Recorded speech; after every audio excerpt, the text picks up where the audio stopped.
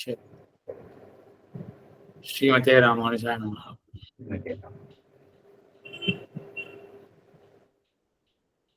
இப்ப நம்ம முதல் தர்க்க சாஸ்திரம் பத்தி பார்க்க போறோம்.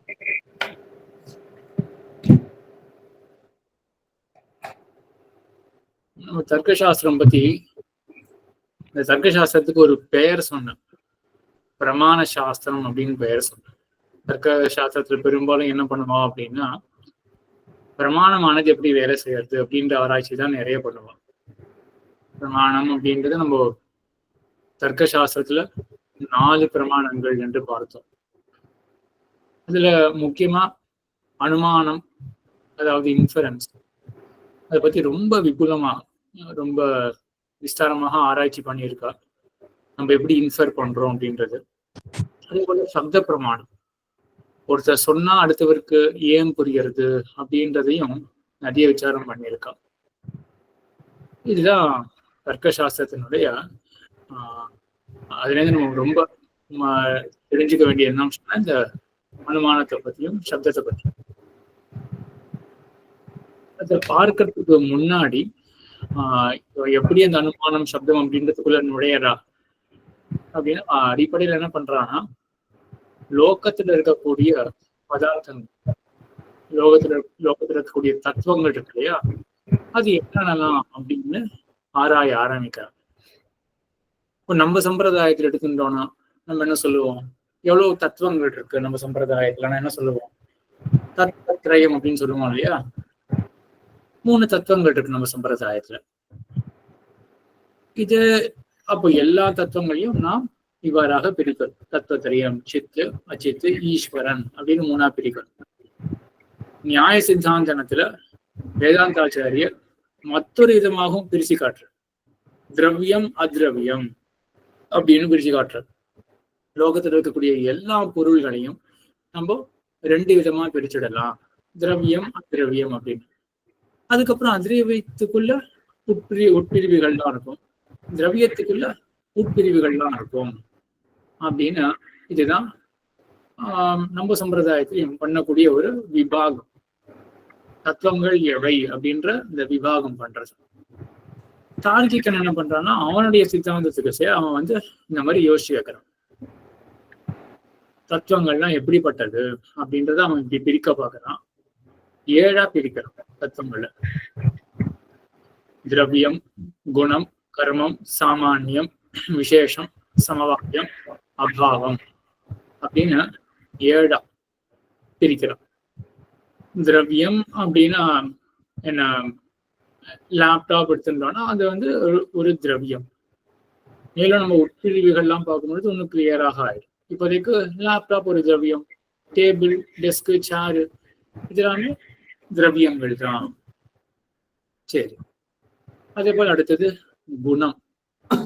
குணம் அப்படின்றது அதனுடைய பண்பு. லேப்டாப் இருக்கு, லேப்டாப்பினுடைய நிறம் அப்படின்றது அதுவும் ஒரு தனி பொருள் தான், அதுவும் ஒரு தனி தத்துவம் தான். கருப்பு நிறம் அப்படின்னு சொல்றோம் இல்லையா, அதுவும் ஒரு தனி தத்துவம் தானே. ஆக அது குணம்ன்றது ஒரு தத்துவம். இந்த குணத்தையும் மேல 24 அவன் சொல்ல போறான். அதுல நம்ம புரிஞ்சுக்கிறதுக்கு ஒரு தத்துவம் எடுத்துப்போமே, ஒரு குணத்தை எடுத்துப்போம். நிறம், கலர் அப்படின்றது ஒரு குணம். அதே போல கர்மம், செயல் இருக்கு இல்லையா, அதுவே ஒரு தத்துவம் அப்படின்னு சொல்றோம். இது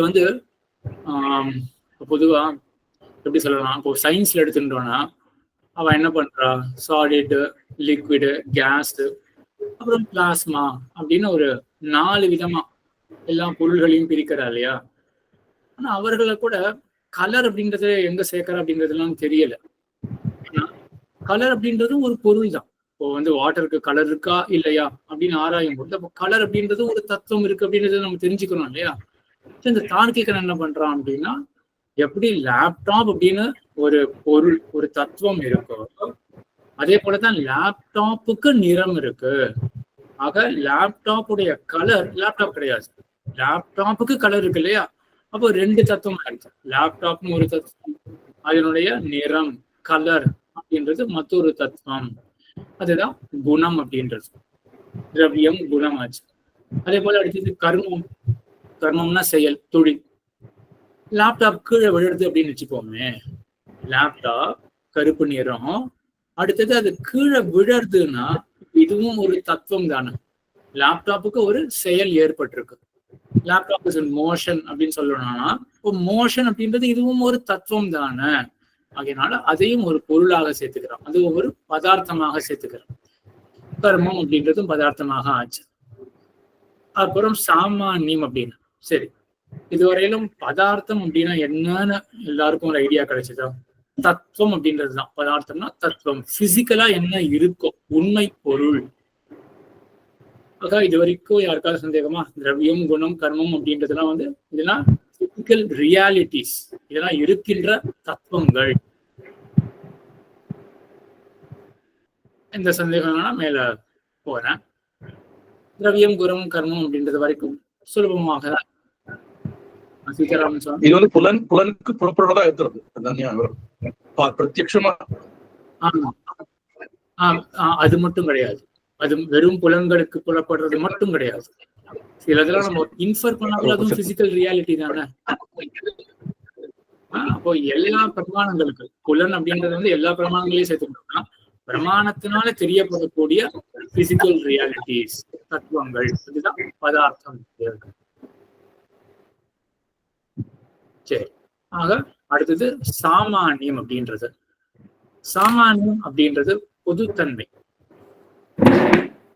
100 குடங்கள் இருக்கு அப்படின்னு வச்சுக்கோமே, 100 குடங்கள்ல ஒரு பொதுவான தன்மை இருக்கு. குடத்தன்மை அப்படின்றது ஒரு பொதுவான தன்மை, அதுதான் சாமானியம் அப்படின்னு.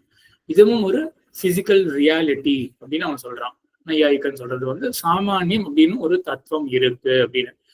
இதை மேற்கொண்டு அவன் எப்படி எஸ்டாப்ளிஷ் பண்றான் அப்படின்றத மேற்கொண்டு பார்ப்போம். ரொம்ப ஆச்சரியமா இருக்கும் சொல்லக்கூடிய அந்த எப்படி அவன் போற அந்த பாதை இருக்கு இல்லையா, ரொம்ப ஒரு உத்பாதகமாக இருக்கும், என்லைட்டனிங்கா இருக்கும் சாமானியம் அப்படின்றது. சரி, 4வது வந்து சாமானியம். இது எல்லாருக்கும் புரிஞ்சிருக்கும்னு நினைக்கிறேன். இப்போதைக்கு நம்ம என்ன தெரிஞ்சுக்கணும்? சாமானியம்னா பொதுத்தன்மை.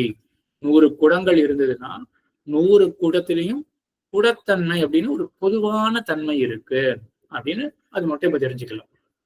அப்புறம் விசேஷம் அப்படின்றது சிறப்பு தன்மை.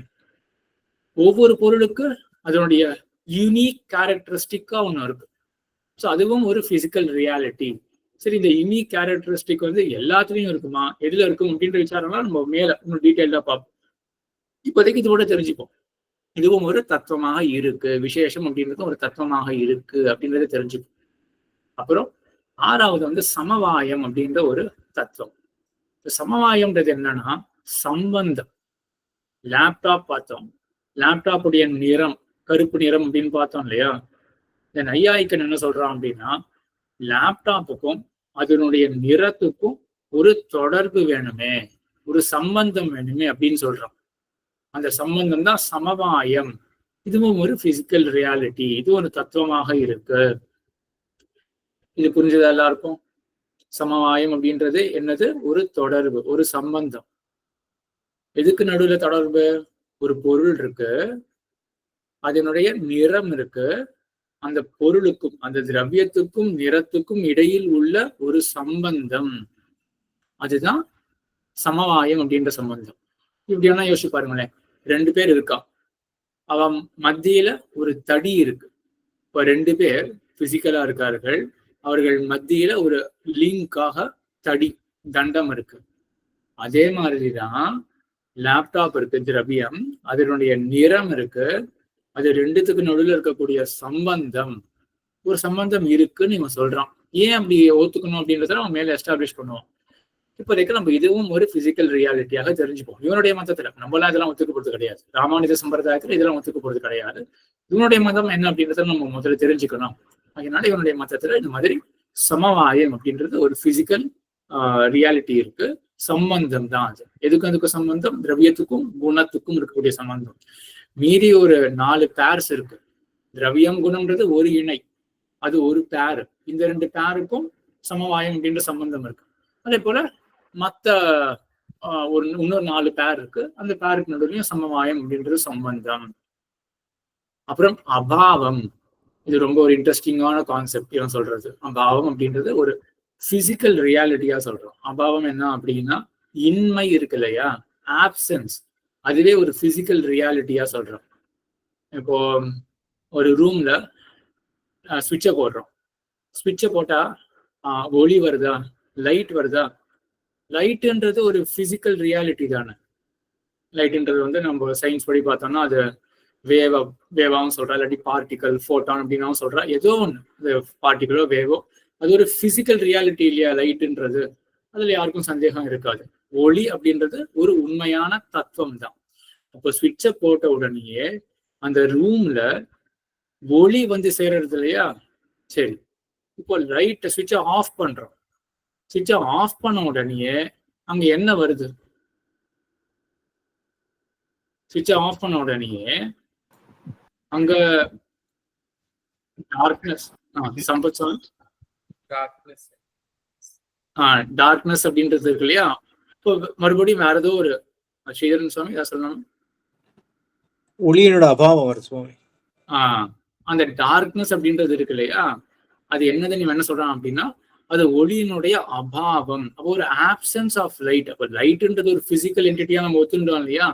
சுவிட்சை போட்டோன்னே லைட் வந்தது அப்படின்னா, இதே போல லைட் அணைச்ச உடனே, அதை சுவிட்சை அணைச்ச உடனே அங்க ஒரு புது தத்துவம் அங்க வருது.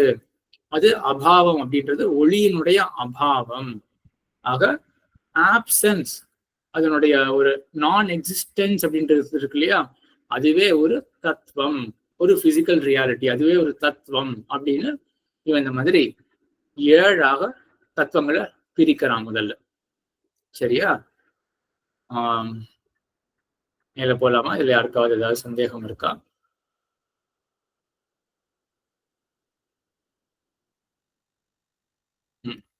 அடியன் ரங்கராஜன் சுவாமி.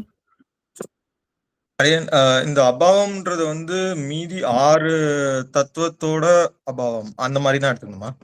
ஆமா, மீதி 6 தத்துவத்தினுடைய அபாவமா தான் நம்ம எடுத்துக்கிறோம். லைட் அப்படின்னா அது ஒரு தேஜஸ் தத்துவம். ஸோ தேஜஸினுடைய அபாவம், அதனுடைய அபாவம் அப்படின்னு எடுத்துக்கிறோம். சரி, ஒவ்வொரு தத்துவத்துக்கும் 7 குணங்கள் இருக்கா? ஒவ்வொரு தத்துவத்திலையும் 7 அந்த 7 குணங்கள் இருக்குமா? அது குணம், கர்மம் எல்லாமே கண்டிப்பா இருக்கணுமா? அப்படி கிடையாது, அப்படி இல்லை. நம்ம 7 குணங்கள் பார்க்க, அதாவது இந்த லோகத்தை எடுத்துட்டு லோகத்துல பிசிக்கலா என்னென்னலாம் ரியாலிட்டிஸ் இருக்கு, அதான் தத்துவங்கள். என்னென்னலாம் இருக்கு அப்படின்னு ஆராயும் பொழுது, ஒரு ரூம் எடுத்துக்கோமே, ஒரு ரூம்ல என்னென்னலாம் இருக்கு அப்படின்னு ஆராயும் பொழுது லேப்டாப் இருக்கு, மொபைல் டிவைஸ் இருக்கு அப்படின்றதுலாம், அப்புறம் டெஸ்க் சேர் இதெல்லாம் இருக்கு அப்படின்னு வச்சுக்கோமே. ஸோ இதெல்லாம் பிசிக்கல் ரியாலிட்டிஸ் இல்லையா. அதே போல அந்த லேப்டாப்புக்கு நிறம் அப்படின்றது ஒண்ணு இருக்கு இல்லையா, அதே போல டெஸ்க்கு ஒரு நிறம்ன்றது இருக்கு இல்லையா. அப்போ அதுவும் ஒரு பிசிக்கல் ரியாலிட்டி, அதுவும் ஒரு தத்துவம். அப்போ திரவியமாச்சு, குணமாச்சு. அதே போல சமவாயம், சாமானியம் இதெல்லாம் சொன்னோம் இல்லையா, இது எல்லாமே வெவ்வேறு தத்துவங்கள். அப்போ லோகத்தில் இருக்கக்கூடிய எல்லா பதார்த்தங்களையும் ஆராய்ந்து பார்த்தோம்னா இந்த 7க்குள்ள ஏதாவது ஒன்னாக அது இருக்கும் அப்படின்றத இவன் சொல்ல வரான். இப்போ நீங்க கேட்டது அப்படி இல்லை. நீங்க என்ன கேட்டீங்கன்னா ஒவ்வொரு பொருளையும் 7 இருக்குமா அப்படின்னு. அப்படி ஒவ்வொரு பொருளும் என்ன மீன் பண்றீங்க? ஏதாவது ஒரு எக்ஸாம்பிள் கொடுங்க. என்ன பொருள் எடுத்துக்கலாம்? லேப்டாப் எடுத்துக்கலாம். சரி, லேப்டாப் எடுத்துட்டோம்னா மியூட் ஆயிருக்கீங்க. லேப்டாப்பில் 7 குணங்களும் சேரணுமா அப்படின்னு கேட்கணும். 7 குணங்கள் கிடையாது, 7 பதார்த்தங்கள். 7 பதார்த்தங்கள். இப்போ லேப்டாப்ன்றது ஒரு பதார்த்தம், சரியா? லேப்டாப்ன்றது ஒரு பதார்த்தம் இல்லையா, ஒரு தத்துவம் இல்லையா. அது என்னபடியான தத்துவம் அப்படின்னா திரவியம் அப்படின்ற தத்துவம். இந்த லேப்டாப்ல நிறம் இருக்கு, அது உண்மைதான், சரியா? ஆனா எல்லா குணங்களும் அதுல இருக்கு அப்படின்னு சொல்ல முடியாது. லேப்டாப்புக்கு வந்து இப்போ வாசனை அப்படின்றதும் ஒரு குணம், அது லேப்டாப்ல இருக்குமா அப்படின்னு யோசிச்சு பாருங்க. இருக்குன்னா மேல வரப்போறது, பிருத்திவிக்கு வாசனை இருக்கு அப்படின்னு. லேப்டாப்ல அதே போல அந்த ஒரு ஔஷ்ணியம் அப்படின்றது ஒரு குணம், அது லேப்டாப்ல இருக்கா? அது கிடையாது. இந்த ஒரு ஹாட்னஸ் இருக்கு இல்லையா, அதுவும் ஒரு விதமான குணம் தான், அது லேப்டாப்ல கிடையாது. அதனால எல்லாமே ஒரு இடத்துல இருக்கும் அப்படின்றது கிடையாது. நம்ம எப்படி போறோம் அப்படின்னா என்னென்ன லோகத்துல இருக்கக்கூடிய தத்துவங்களோ அதை நம்ம எப்படி கிளாசிஃபை பண்றோம் இப்போ புரியுறதா? இப்படியான வச்சுக்கோங்களேன், இப்போ சாலிடு, லிக்விடு, கேஸ், பிளாஸ்மா அப்படின்னு 4 எல்லாத்தையும் கிளாசிஃபை பண்றான் இல்லையா? இப்போ ஒன்னே ஒண்ணு வந்து சாலிட் லிக்விடாகவும் இருக்கு அப்படின்னு சொல்ல முடியுமா? உலகத்துல இருக்கக்கூடிய பொருள்கள் எல்லாத்தையும் சயின்டிஸ்ட் வந்து இப்படி கிளாசிஃபை பண்றான். அதே போலதான் இங்க இருக்கக்கூடிய தத்துவங்கள் எல்லாத்தையும் நம்ம இந்த மாதிரி கிளாசிஃபை பண்றோம். புரிஞ்சுதா? எஸ், சரி. சுவாமி. சரி சரி, வேற யாருக்கா ஏதாவது சந்தேகம் இருக்கா இதுல?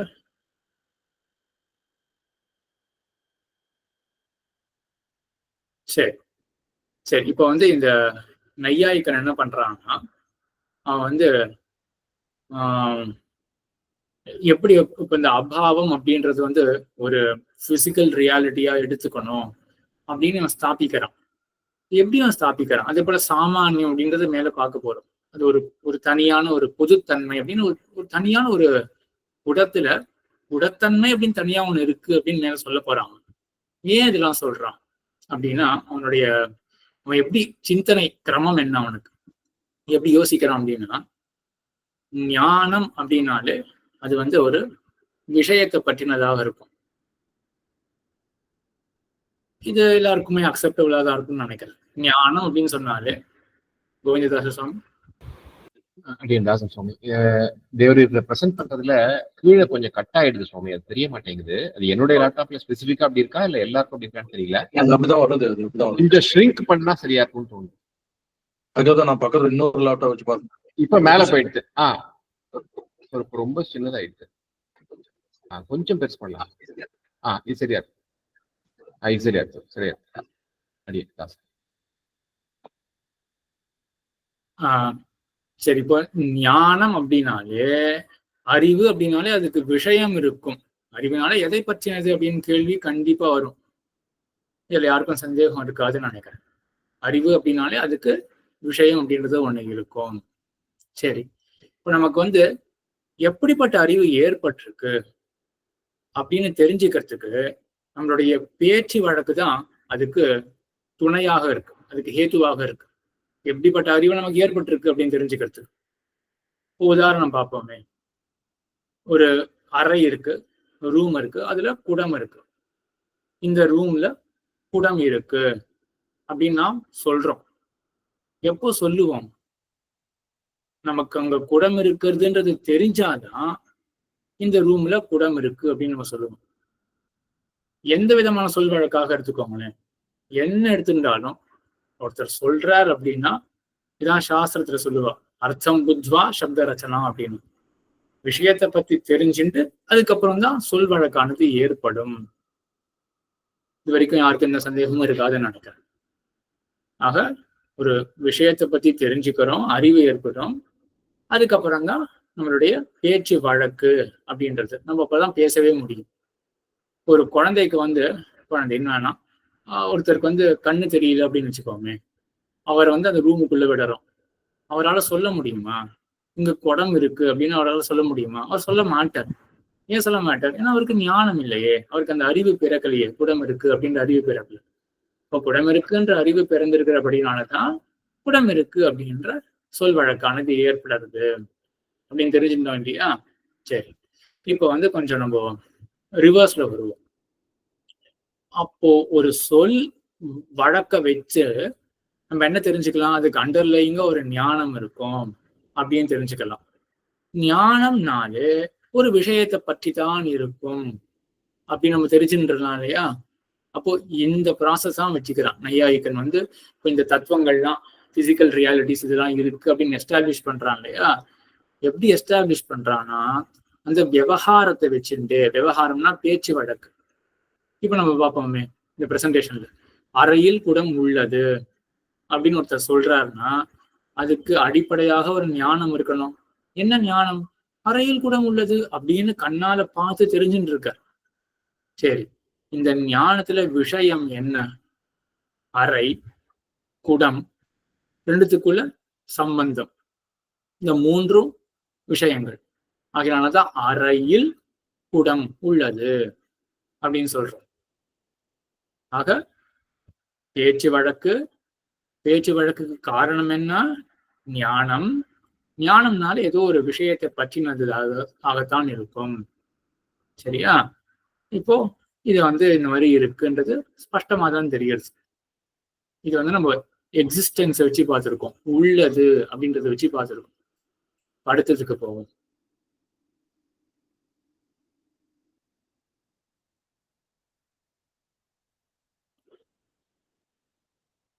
அடுத்ததுக்கு போனோம்னா இங்க என்ன இருக்கு? இங்க விவகாரம், பேச்சு வழக்கு என்ன இருக்குன்னா, இப்போ கண்ணு தெரிஞ்ச வரையே நம்ம மற்றொரு அறைக்குள்ள புகுற விடுறோம். அங்க குடமே இல்லை. அப்ப அவர் என்ன சொல்றார்? அறையில் குடம் இல்லை அப்படின்னு சொல்றார். அறையில் குடம் இல்லைன்றது பேச்சு வழக்கு என்ன காரணமாக இருக்கும்? ஒரு ஞானமானது இருக்கும். அப்போ இல்லை அப்படின்னு சொல்லணும்னா நம்ம ஏதோ ஒண்ணு தெரிஞ்சுட்டு இருக்கோம். குடம் இன்மை அப்படின்றத ஒரு விஷயத்தை பத்தி தான் நமக்கு அறிவே ஏற்பட்டிருக்கு. அப்போ குடமின்மை அப்படின்னு ஒரு பிசிக்கல் ரியாலிட்டி ஒண்ணு இருக்கணும் இல்லையா? ஒரு தத்துவம் இருக்கணும் இல்லையா? ஏன்னா விஷயம் இருந்தாதான் நமக்கு ஒரு ஞானம் ஏற்படும். அந்த ஞானம் இருந்தாதான் அதுக்கு தகுந்தவாறு நமக்கு பேச்சு வழக்கு இருக்கும் அப்படின்றது முன்னாடி எஸ்டாப்ளிஷ் பண்ணியாச்சு. இப்ப நம்ம ரிவர்ஸ்ல வரும். இந்த அறையில் குடம் இல்லை அப்படின்னு சொல்லும் பொழுது நீங்களே யோசிச்சு பாருங்க, இங்க என்னென்னலாம் விஷயம்? இந்த அறை, அப்ப அறைன்றது விஷயமாக இருக்கு. அதே போல குடம் இல்லை, அது விஷயமாத்தானே இருக்கு. அந்த விஷயத்தை பத்தின ஞானம் இருக்கிறதுனாலதானே நம்ம இந்த மாதிரி பேச்சு வழக்கிலேயே ஈடுபடுறோம். ஆக எப்படி அறையில் குடம் உள்ளது அப்படின்னு சொல்லும் பொழுது யாருக்குமே எந்த மறுப்புமே எழல. அறைன்றது ஒரு விஷயம், இந்த ரூம், அறைனா ரூம்ன்றது ஒரு விஷயம், குடம்ன்றது விஷயம் அப்படின்ற அந்த அம்சத்துல யாருக்குமே மறுப்பு எழல. அதே போலதான் அறையில் குடம் இல்லை அப்படின்னு ஒருத்தர் சொல்றாருன்னா அப்போ ஏதோ ஒரு விஷயத்தை பத்தி தெரிஞ்சுட்டுதான் சொல்றாரு. எதை பத்தி தெரிஞ்சுக்கிறார் அப்படின்னா அதுதான் அபாவம், குடமின்மை. இப்போ குடமின்மைன்னு ஒரு பொருள் இருக்கு, இதான் அந்த குடமின்மைன்ற பொருள் இருக்கு. அதை இருக்கிறதுனாலதான் அதை பற்றின ஞானமே ஏற்பட்டிருக்கு. குடமின்மை அப்படின்ற ஞானம் ஏற்பட்டிருக்கு. அதுக்கப்புறம் நம்ம அதை பத்தி பேசுறோம். அறையில் குடம் இல்லை அப்படின்னு நம்மளுடைய பேச்சு வழக்கு இருக்கு. சரியா? இதுதான் இப்போ இப்படி வச்சுருந்தா நம்ம அபாவம்ன்றது ஒரு பிசிக்கல் ரியாலிட்டி ஒண்ணு, நான் எக்ஸிஸ்டன்ஸ் அப்படின்றது ஒரு பிசிக்கல் ரியாலிட்டி, ஒரு தத்துவம் அது அப்படின்னு நம்ம எஸ்டாப்ளிஷ் பண்றோம். இவன் எஸ்டாப்ளிஷ் பண்றான், எம்பெருமானாரெல்லாம் கண்டிக்க போறாரு. அது நம்ம மேற்கொண்டு பார்ப்போம் கடைசியில். அதெல்லாம் நையாயிக்கனுடைய அவனுடைய தாட் ப்ராசஸ். இதுதான் இந்த மாதிரி ஒண்ணு இல்லை அப்படின்னு ஒரு தத்துவம் உலகத்துல இருக்கு அப்படின்னு நல்லா ஞாபகம் வச்சுக்கோங்க, நல்லா கவனிச்சுக்கோங்க. இல்லை என்ற தத்துவம் உலகத்தில் இருக்கு அப்படின்றதுதான் நையாயிக்கனுடைய கூற்று. ஸ்ரீதரன் சுவாமி, ஒரு சந்தேகம். குடமின்மை அப்படின்றதுக்கு குடத்தை பத்தியும் ஒரு ஞானம் இருக்கணும்ல? அப்பதானே அப்பனா குடம் இன்மைக்கு குடம்ன்ற ஒரு ஞானம் வேணும், குடமின்மைன்ற ஒரு ஞானம் வேணும் ஆயிடுறது சுவாமி. ஆமா, அப்படிதான். ஆனா கடைசியில என்ன இருக்கு? இப்போ குடமின்மைன்ற ஒரு ஞானம் இருக்குன்றது நம்ம ஒத்துந்தானே ஆரம். நையாய்க்கு என்ன ஒத்துப்பான் அப்படின்னா, ஒரு சின்ன குழந்தைய அவன் அந்த அறைக்குள்ள ஆக்ஷன் பண்ணானா அந்த குழந்தைக்கு இந்த ஞானம் ஏற்படாது. இந்த அறையில் குடம் இல்லை அப்படின்ற ஞானம் அந்த குழந்தைக்கு ஏற்படாது. ஏன் ஏற்படாது? ஏன்னா அந்த குழந்தைக்கு குடத்தை பத்தியே தெரியாது. ஆனா குடத்தை பத்தி தெரிஞ்ச ஒருத்தர் அந்த அறைக்குள்ள போனாருன்னா அவர் குடத்தை பத்தியும் யோசிக்கிறார். குடத்தை பத்தின ஸ்மரணம் அவருக்கு ஏற்படும் பொழுது அவருக்கு கூடவே என்ன ஞானம் ஏற்படுறது? குடம் இல்லை அப்படின்ற ஞானம் ஏற்படுறது. ராஜேஷ் அடியே புரிஞ்சுல சுவாமி? ஸ்ரீதரன் சுவாமி புரிஞ்சு சுவாமி. எல்லாருக்குமே புரிஞ்ச ஆழமான கேள்வி இது. குடம் அதாவது மறுபடியும் நான் ரிப்பீட் பண்றது என்ன அப்படின்னா, இப்போ இந்த குடம் இல்லை அப்படின்னு நம்ம தெரிஞ்சுக்கிறோம் இல்லையா? இந்த குடம் இல்லை அப்படின்னு தெரிஞ்சுக்கிறது, அதுக்கு நமக்கு குடத்தினுடைய ஸ்மரணம் வேணும். அது நம்ம அக்செப்ட் பண்ணியாச்சு, குடத்தினுடைய ஸ்மரணம் வேணும் அப்படின்னு. ஆனா குடம்ன்ற பிசிக்கல் ரியாலிட்டி இருக்குன்றதுல யாருக்குமே கொஸ்டினே கிடையாது. குடத்தினுடைய ஸ்மரணம் ஏற்பட்ட அப்புறம் நமக்கு இன்னொரு அறிவு ஏற்படுறது. என்ன அறிவு ஏற்படுறது? குடமில்லை அப்படின்ற அறிவு ஏற்படுறது இல்லையா? அந்த அறிவுக்கு என்ன விஷயம் அப்படின்னா, இப்ப குடமின்மை அப்படின்னு ஒரு பிசிக்கல் ரியாலிட்டி, ஒரு தத்துவம் இருக்கு அப்படின்னு எடுத்துன்னு போறாங்க. ராஜேஷ் சுவாமி ஒரே நிமிஷம், யாரு வந்தாலும் ஸ்ரீதரன் சாமி கிட்ட சொல்லணும்னு சொன்னா, யார் வந்தாலும் அவசியம் வீடியோல வரணும். எனக்கு யார் என்னன்றது கொஞ்சம் தெரியணும். யார் சாமி கேள்வி பேசுவாங்க. வீடியோல ஆக்சுவலி இப்ப குடம் இருக்குங்கிற ஒரு நம்ம ஒரு விஷயத்தை அப்படியே ஒரே நிமிஷம். இந்த சரி சரி, அதான் திருமண ஒண்ணும் இல்ல, சமிக்கணும். இது வந்து கொஞ்சம் இதுவா போறதுனால சட்டுலாம் ஒண்ணு போடல இல்லையா? ரொம்ப சந்தோஷம், ரொம்ப சந்தோஷம். ரொம்ப சொரூபத்துலதான் இருக்கு. ரொம்ப சந்தோஷம், ரொம்ப சந்தோஷம், ரொம்ப சந்தோஷம். அடி ராஜேஸ்வரன், குடம் இருக்குங்கிற ஒரு இப்ப 2 பிக்சர் இருக்கு. இதுல பாத்தீங்கன்னா குடம் இருக்குங்கிற ஒரு பிக்சர் வச்சுதான் நீங்க 2வது அறையில எதுவுமே கிடையாது, குடம் இல்லைங்கிற ஒரு கான்செப்டே வருது. அதுக்கு இருக்கு ஃபர்ஸ்ட் அறையில குடம் இருக்குங்கிறத வச்சுதான் ஒரு, ஏன்னா நீங்க 2வது அறைக்க ஃபர்ஸ்ட் பிக்சரை விடுத்துட்டு நீங்க பாத்தீங்கன்னா அந்த குடம்ன்றது கிடையாது. இனி எந்த பொருள் வேணா இல்லாம இருக்கலாம், ஏதாவது பொருளே இல்லைங்கிறதா ஒரு கான்செப்ட். கரெக்ட் கரெக்ட் கரெக்ட், ரொம்ப கரெக்ட். காரணம் என்ன? ரொம்ப கரெக்ட், ரொம்ப கரெக்ட். அதுக்காக தான் இப்ப இந்த குழந்தை ஒரு உதாரணம் எடுத்துக்கோமே. இப்போ குழந்தைக்கு வந்து குடத்தை பத்தி தெரியலன்னு வச்சுக்கோமே, அப்ப அதுக்கு குடம் இல்லை அப்படின்ற ஞானம் ஏற்படாது. நையாயிக்கன் என்ன சொல்ல வரான் அப்படின்னா, இப்ப இந்த எதுவுமே இல்லைன்றது ரொம்ப கரெக்டான பாயிண்ட். சரியா? அந்த அறையில இப்ப எதுவுமே இல்லை இப்படி வச்சுக்கோமே. குடம் இல்லை அப்படின்னு சொல்லணும்னா அப்ப குடமின்மை பற்றின ஞானம் இருந்தா தான் சொல்ல முடியும் இல்லையா? இப்ப அதை அறையை பார்த்து இன்னொருத்தர் வந்து இங்க டேபிள் இல்லை அப்படின்னு சொல்றாரு அப்படின்னு வச்சுக்கோமே, அப்போ டேபிள் இல்லைன்ற அபாவமும் இருக்கு.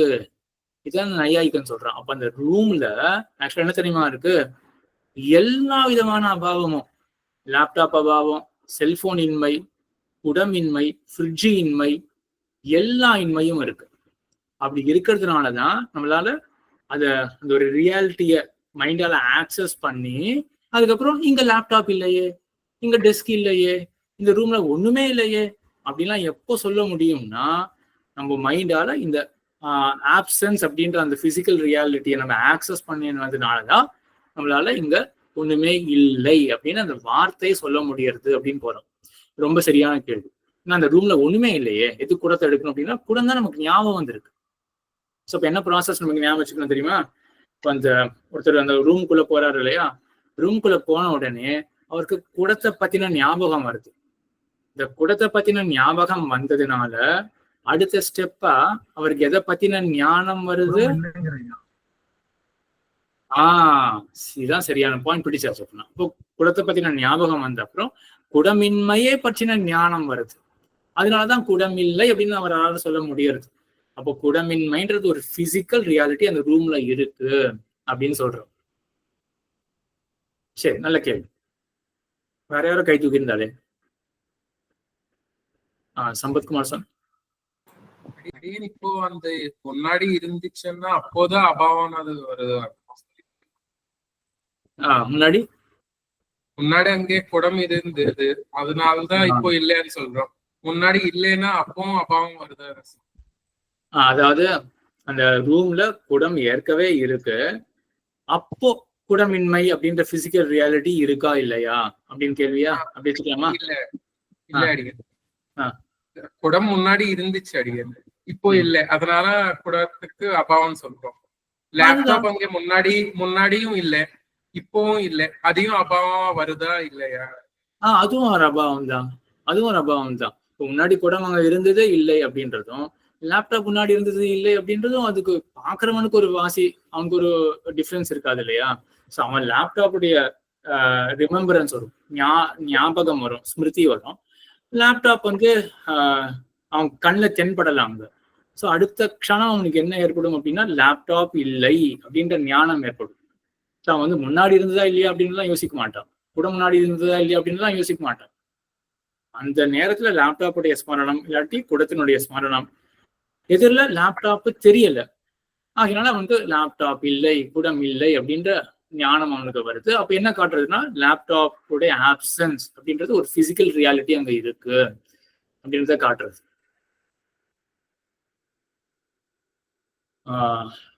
சரி, அடுத்தது போலாம் இல்லையா?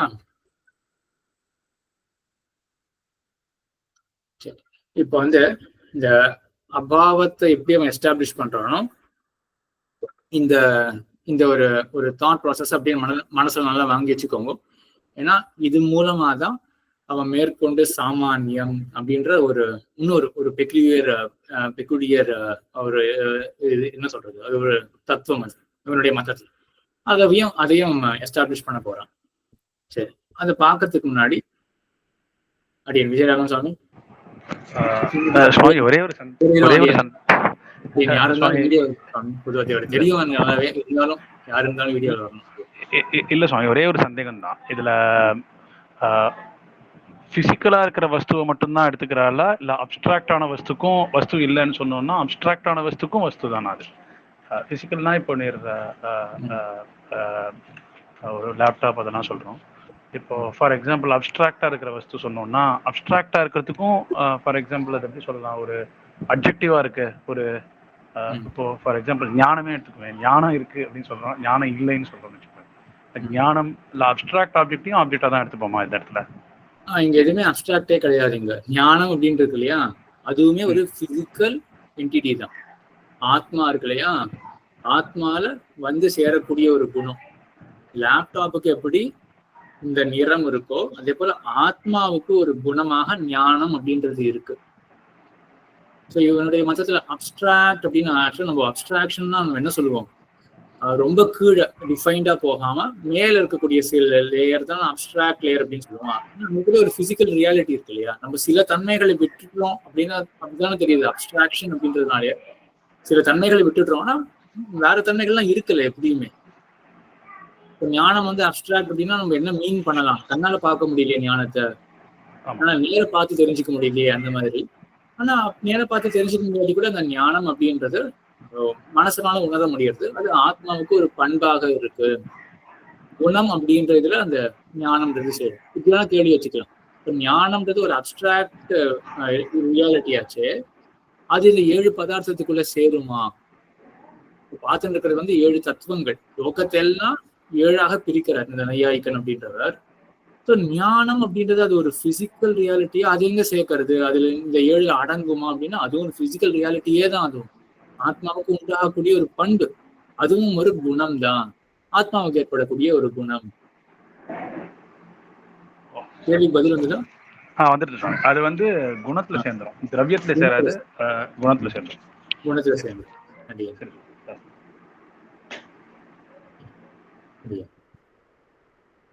சரி, இப்போ அடுத்தது நம்ம ரகுராமன் சுவாமி. இந்த அபாவம்ங்கிறது திரவியம், குணம், கர்மம், சாமானியம், விசேஷம், சமவாயம் இருக்கிறதுல எதுல எல்லாம் அபாவம்ன்றது எல்லாத்துடைய அபாவமாக சொல்லலாம். இந்த ரூம்ல லேப்டாப் இல்லை, திரவியத்தினுடைய அபாவம். அப்புறம் லேப்டாப்ல பச்சை நிறமானது இல்லை, குணத்தினுடைய அபாவம். அப்புறம் லேப்டாப்ல ஏதோ ஒரு கிரியா, இப்போ ஸ்டேபிளா இருக்கு லேப்டாப், ஒரு இடத்துல இருக்கு லேப்டாப் விழல, விழுதல் அப்படின்ற செயல் லேப்டாப்ல இல்லை, கர்மத்தினுடைய அபாவம். லேப்டாப்ல குடத்தன்மை இல்லை, சாமானியத்தினுடைய அபாவம். அதே போல லேப்டாப்ல அந்த விசேஷம் இல்லை அப்படின்னு அதனுடைய அபாவம், அது கூட சொல்லலாம். சமவாயம் கிடையாது. அந்த சமவாயம்ன்றது வந்து மற்ற ஒரு சில பொருள்ல இருக்காது அப்படின்னா, சமவாயம் பத்தி கொஞ்சம் தெரிஞ்சாதானே சமவாயம் என்ன அப்படின்றத டீட்டெயிலாக சொல்ல முடியும், அதோடைய அபாவம் அப்படின்றத சொல்ல முடியும், சமவாய அபாவம் அப்படின்றத சொல்ல முடியும். இதுல என்ன ஒரு இன்னொரு ஆச்சரியம் அப்படின்னா அபாவத்தினுடைய அபாவம் கூட சொல்ல முடியும். இப்ப அந்த அறை இருக்கு இல்லையா, அறையில ஒருத்தர் வந்து ஒரு அறையில ஒண்ணுமே இல்லை, அவர் என்ன சொல்லுவார், இந்த அறையில் குடம் இல்லை அப்படின்னு சொல்லுவாரா. அப்போ கடா பாவகா, குடமின்மை அப்படின்னு ஒரு பிசிக்கல் ரியாலிட்டி அந்த ரூம்ல இருக்கு. சரி, இப்போ அவர் வந்து இந்த குடமின்மையை பத்தி நினைச்சுட்டு இருக்கார். ஒருத்தர் அப்போ வந்து பார்த்து குடத்தை வச்சுட்டார். இப்ப என்ன ஆகும், இப்போ இந்த அறையில குடம் இருக்கு அப்படின்னு சொல்லலாம், வேற எதுமா சொல்லலாம். இந்த அறையில குடம் இல்லாம இருக்கிறது இல்லை அப்படின்னு, குடமின்மை இல்லை அப்படின்னு சொல்லலாம். அப்ப என்ன அர்த்தம், இப்ப எதனுடைய அபாவம், அபாவத்தினுடைய அபாவம், குடமின்மையினுடைய இன்மை.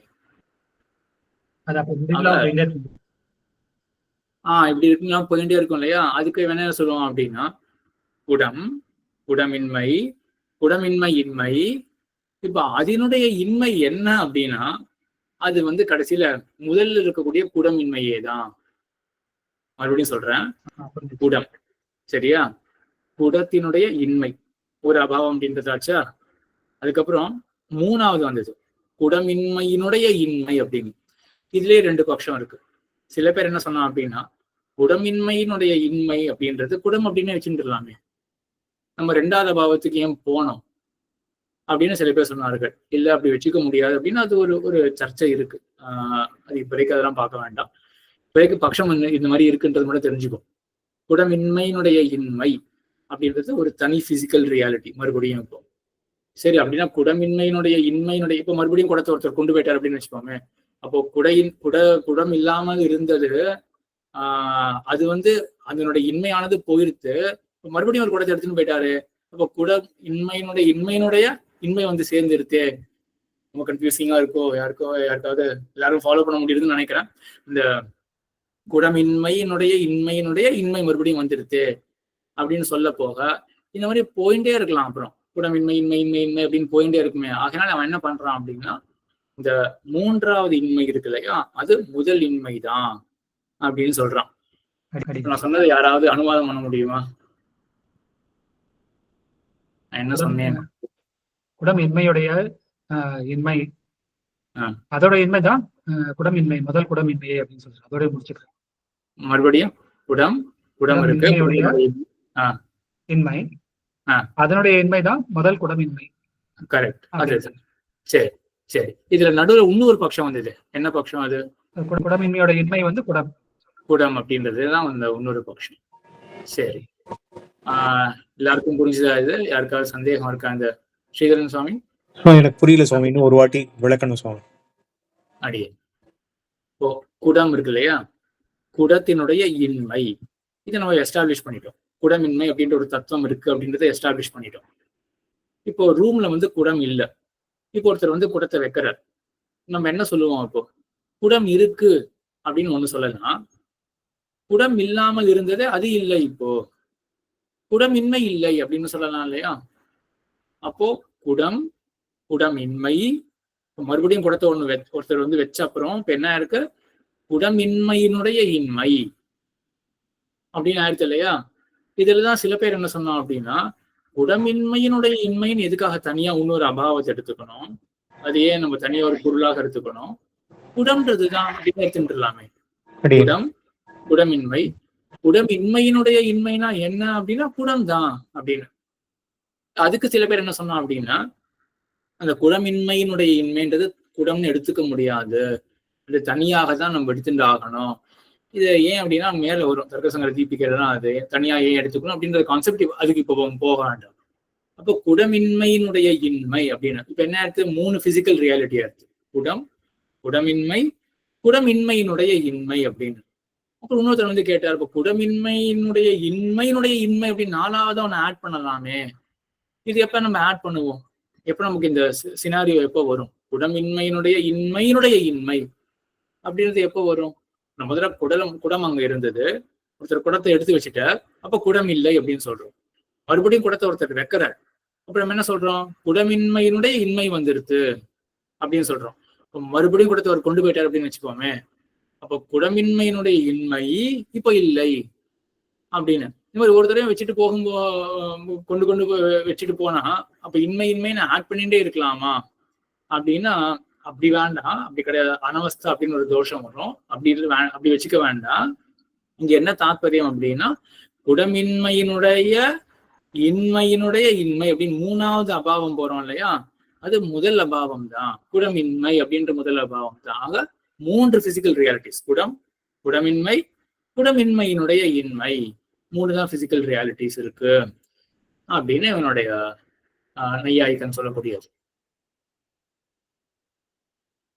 அடி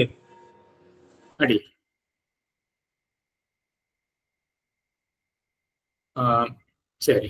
இங்க அடுத்தது இப்போ திரவியம் அப்படின்றது முதல் பொருளாக பார்த்தோம் இல்லையா, முதல் பதார்த்தமாக பார்த்தோம் இல்லையா, அதனுடைய உட்பிரிவுகள் பிருத்திவி, அப்பு, தேஜஸ், வாயு, ஆகாசம், இது எல்லாருக்குமே தெரிஞ்சதுதான்.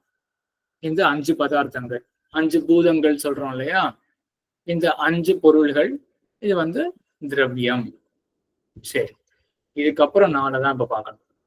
காலம் அப்படின்றது ஒரு திரவியம் இருக்கு, சரியா? காலம் அப்படின்றது எங்க பார்த்தாலும் அது எப்படி பகவான் அப்படின்றவன் வந்து அவன் சர்வ வியாபியோ எல்லா இடத்துலயும் இருக்கானோ, அதே போல காலம் அப்படின்றது ஒரு தத்துவம், கண்ணுக்கு தெரியாத தத்துவம், எல்லா இடத்துலயும் இருக்கக்கூடியது ஒரு காலம் அப்படின்ற ஒரு தத்துவம். அதே போல திக்கு அப்படின்னு ஒண்ணு இருக்கு, அதுவும் எல்லா இடத்துலயும் இருக்கக்கூடிய ஒரு தத்துவம். இந்த காலத்தையும் திக்கையும் எப்படி எஸ்டாப்ளிஷ் பண்றான்றத அடுத்த ஸ்லைட்ல பார்க்கலாம். அதுக்கப்புறம் ஆத்மா இருக்கு, மனசு இருக்கு. இது ரெண்டுமே எல்லாருக்குமே தெரிஞ்ச விஷயமா தான் இருக்கும். ஆத்மான்றது ரெண்டா பிரிக்கிறான் நையாயிகன், ஜீவாத்மா பரமாத்மா அப்படின்னு. அதுல பரமாத்மான்றவன் எல்லா இடத்துலயும் இருக்கக்கூடியவன். சரி, நம்ம சம்பிரதாயத்தை போலதான் நையாயிக்கனுடைய சம்பிரதாயத்துல ஜீவாத்மாவும் விபு, அவனும் எல்லா இடத்துலயும் இருக்கக்கூடியவன் தான். ஆனா அப்ப நையாயிக ஜீவாத்மாவுக்கும் பரமாத்மாவுக்கும் என்ன பேதம் அப்படின்னா, ஜீவாத்மாவுக்கு வந்து எப்பவுமே ஞானம்லாம் இருக்காது, பரமாத்மா அப்படின்றவன் சர்வஜனாக இருப்பான் அப்படின்றத ரெண்டு பேருக்கும் பேதம். ஆக நையாயிக்கனுடைய மதத்துல என்ன ஞாபகம் வச்சுக்கணும், ஜீவாத்மா விபு, எல்லா இடத்திலும் நீக்கமர நிறைந்து இருப்பான். அப்புறம் மனசுன்ற தத்துவம், அதுதான் சிந்தனம் செய்யறதுக்கு இருக்கக்கூடிய கருவி, அதுவும் ஒரு திரவியம் அப்படின்னு சொல்றான். மனசு ஒவ்வொரு ஆத்மாவுக்கும் மனசு இருக்கு, அது அணுவாக இருக்கு. இந்த திரவியத்தை பத்தின மேற்கொண்ட விவரங்கள்லாம் நம்ம மேல பார்ப்போம். ஜஸ்ட் ஒரு ஒரு ரொம்ப ஒரு ஓவர்வியூ தான் அது. இதுல யாருக்கா சந்தேகம் இருக்கா? 9 திரவியங்கள். திக்குனா திசையா? திக்குனா திசை. ஆமா. ஆக இப்ப என்ன பார்த்திருக்கோம் நம்ம, உலகத்துல வந்து இருக்கக்கூடிய பொருள்கள் என்ன? கோவிந்ததாசர் சுவாமி, இந்த ஆகாசம்னு சொல்றது நம்ம ஸ்பேஸ்னு சொல்றோமே, அப்படி புரிஞ்சுக்கணுமா இல்ல ஆகாசம் ஸ்பேஸ் ஏதம். ஆக விஜயராகவன் சுவாமி, ஒரு ஒரு சயின்ஸோட கம்பேர் பண்ணி ஒரு क्वेश्चन மாதிரி இருந்தா கூட இருக்கலாம். திக்குன்றது வேண்டாம். இல்ல வேண்டாம், சயின்ஸோட கம்பேர் பண்ணியே வேண்டாம். ஏன்னா அது கொஞ்சம் இருக்கும் சயின்ஸோட கம்பேர் பண்ணா. சரி சாமி, இல்ல சரி சாமி, இல்ல திக்குன்றது வந்து ஸ்பெசிபிக் டு சூரியன் உதிக்கிறத வச்சு தான் நம்ம திக்கு சொல்றோம். அஷ்ட திக்கா இருக்கணும், இல்ல சின்ன திக்கா இருக்கணும், இதுவா இருக்கணும். சூரியனோட கம்பேர் பண்ணி தான் இருக்கு. அதை எப்படி நம்ம திரவியத்துல சூரியனோட மட்டும் கம்பேர் பண்ணது இல்லை, இவன் மேல சொல்ல போறோம். சூரியனோட மட்டுமே நம்ம ஏன் கம்பேர் பண்ணி பார்க்கணும்? நம்ம வந்து சூரியனை கம்பேர் பண்ணி பாக்குறது காட்டணும். நம்ம வந்து ஏன் இமயத்தை கூட கம்பேர் பண்ணி நம்ம பார்க்கலாம் இல்லையா திக்கு அப்படின்றத? இமயமலை இருக்கு இல்லையா, இமயமலையை கம்பேர் பண்ணி கூட திக்குன்னு ஒண்ணு பார்க்க முடியுமே அப்படின்னு நம்ம மேல சொல்ல போறோம். அதே போல அந்த அருணாச்சலம் அஸ்தமாச்சலம் அப்படின்னு இருக்கு இல்லையா, அதை கம்பேர் பண்ணி கூட திக்குன்றதை நம்ம பார்க்க முடியுமே அப்படின்னு மேலும் சொல்ல போறோம். ஆக என்னாச்சுன்னா, இப்ப நம்ம என்ன கட்டத்துல இருக்கோம், இப்போ இந்த லோகத்துல, இந்த பிரபஞ்சத்திலேயே, இந்த யூனிவர்ஸ்லயே என்னென்னலாம் பிசிக்கல் ரியாலிட்டி, என்னென்னலாம் தத்துவங்கள் இருக்கு அப்படின்றத இவன் 7ஆக பிரிக்கிறான். முதல்ல திரவியம் குணம் அப்படின்னு தொடங்கி 7ஆக பிரிக்கிறான். அதுல கடைசி தத்துவம் அபாவம் அப்படின்ற தத்துவம். ஸோ அபாவம் அப்படின்றது வந்து அது எப்படி எஸ்டாப்ளிஷ் பண்றான், இது ஒரு பிசிக்கல் ரியாலிட்டி ஒன்று இருக்கு, அபாவம் ஆப்சன்ஸ் அப்படின்னு ஒன்று பிசிக்கலா இருக்கு அப்படின்னு எப்படி எஸ்டாப்ளிஷ் பண்றான் அப்படின்றதையும் நம்ம பார்த்தோம். எல்லாமே வந்து இந்த பிரதீத்தியை வச்சுன்னு தான். இது எம்பெருமானார் ஒத்துக்கக்கூடிய விஷயம்தான், இந்த கடைசி அம்சம் மட்டும். அதாவது பிரதீத்தியை வச்சுட்டு அப்படின்னு, பிரதீத்தி அப்படின்னா தோற்றம். சமன்வய அதிகரணத்துல, சமன்வய அதிகரணம்ன்றது எத்தனாவது அதிகரணம்?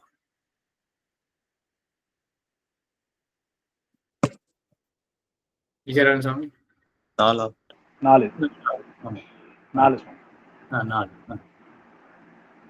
அதிகரணத்துல எம்பெருமானார் வந்து ஸ்ரீபாஷ்யத்துல ஒரு இடத்துல சொல்றாரு என்னன்னா, சர்வமபி வஸ்து ஜாத்தம் பிரதீத்தியா விவஸ்தாபியம் அப்படின்னு. என்னென்னலாம் உலகத்துல வஸ்துக்கள் ரியாலிட்டி என்னென்னலாம் இருக்கு அப்படின்றது வந்து நம்ம பிரதீத்தியை வச்சுட்டுதான், நம்மளுடைய தோற்றத்தை வச்சுட்டுதான் நம்ம அதை வந்து டிசைட் பண்ண முடியும் அப்படின்னு எம்பெருமானாரும் ஒத்துக்கிறார்.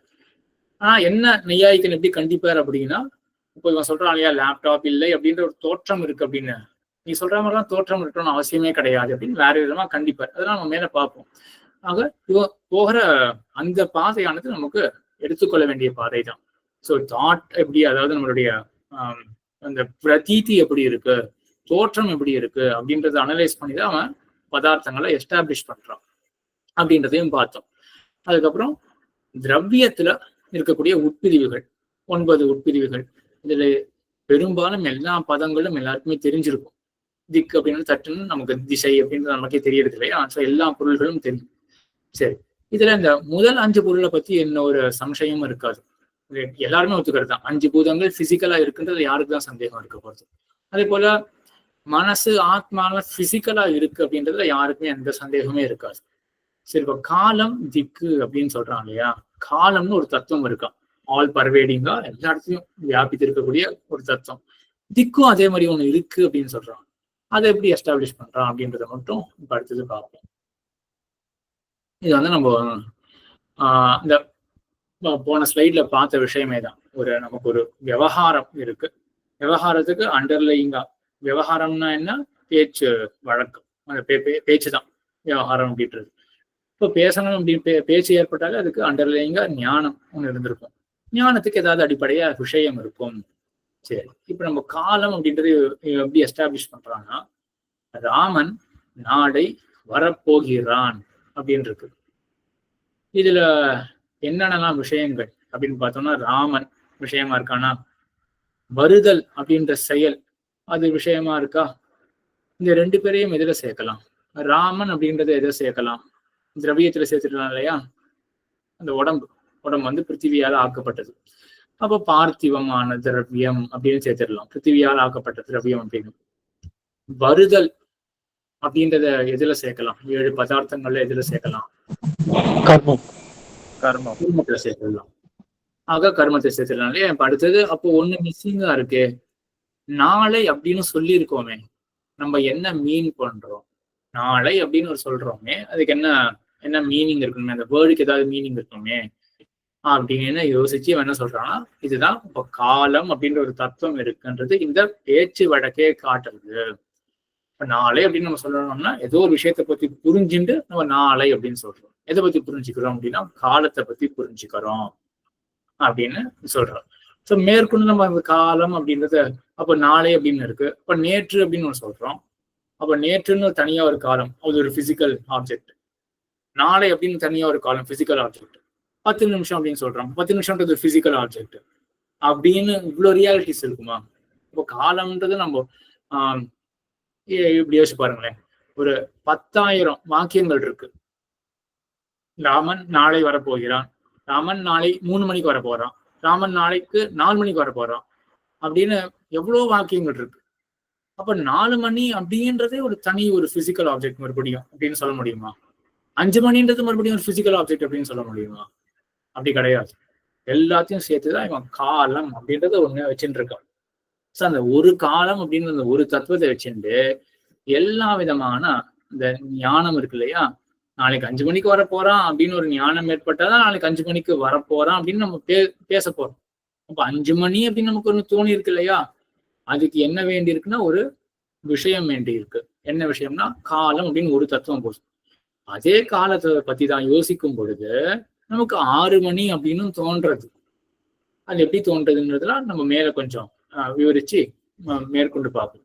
இப்போதைக்கு புரிஞ்சுக்க வேண்டியது என்னன்னா, இப்போ காலம்னு ஒரு தத்துவம் நம்ம எடுத்துக்காம போனோம்னா, ராமன் நாளைக்கு வரப்போகிறான் அப்படின்ற இடத்துல விஷயம் ராமன், திரவியம் முடிவாயிடுது, வருதல் செயல் முடிவாயிடுது.